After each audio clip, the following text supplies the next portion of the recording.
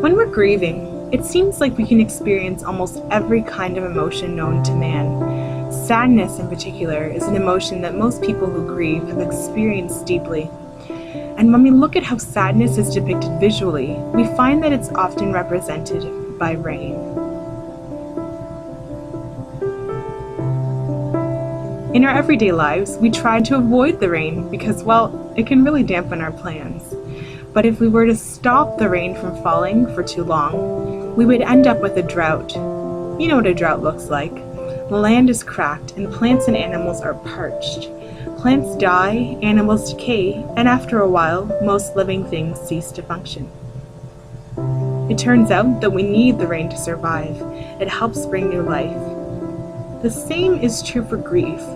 We might think that avoiding working through grief has only positive benefits, but researchers tell us that avoiding grief can lead to cracks in our relationship and desolate feelings that start to deplete our ability to cope.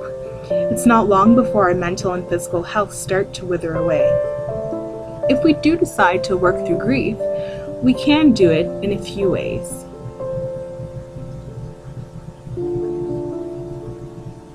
We can choose to keep ourselves numb in order to protect our heart from feeling the grief because we assume that time will heal all things. But Susan Edelstein, a licensed social worker, argues that time alone does not heal grief. Rather, it is the ways in which time is used that determines when recovery takes place. But sometimes we're afraid to feel the pain of grief, lest we become trapped by our sadness or fixated on the past and old losses. So we might choose instead to wash our feelings away, hoping they'll all drain away without us having to really experience them as they come. It's true that we can try to run away from our grief, but we also can't avoid it forever. It turns out that trying to avoid feelings of sadness and loss only prolongs the grieving process.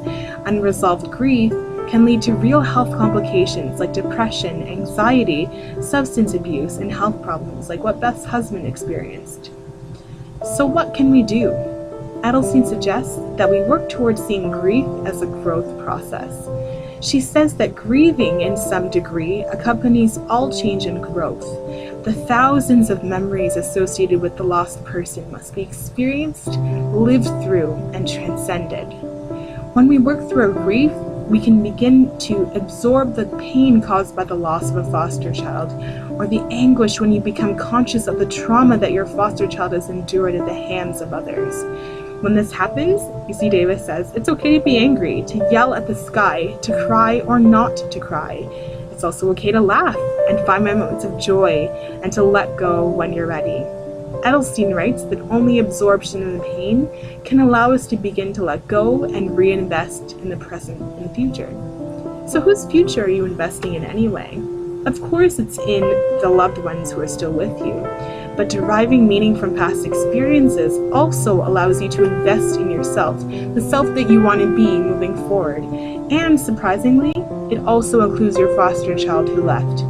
That's what I'm talking about when I say that grief can be a journey to personal growth. It's not just about putting the past behind us, it's about learning from our past experiences to help us equip us for future challenges. Let's look at what new life you brought to your foster child. Remember our module about being in the moment? No matter how short their stay, you were the one who provided your foster child with a safe and nurturing home environment. Edelstein says that nurturing you provided will always be part of them, and what you learned about how to take care of your child better equips you to do the same and more for other foster children. So, like the title of this video suggests, not all is lost. And here's my question.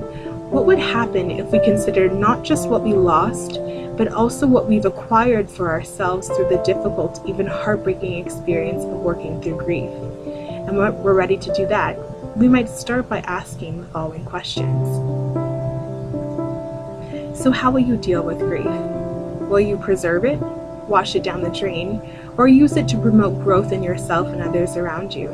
The choice is yours, but whatever path you choose, don't go it alone. It's a good idea to find some support along the way. In the next activity, we'll discuss some practical tips to find that support for your grief. Created using Powtoon.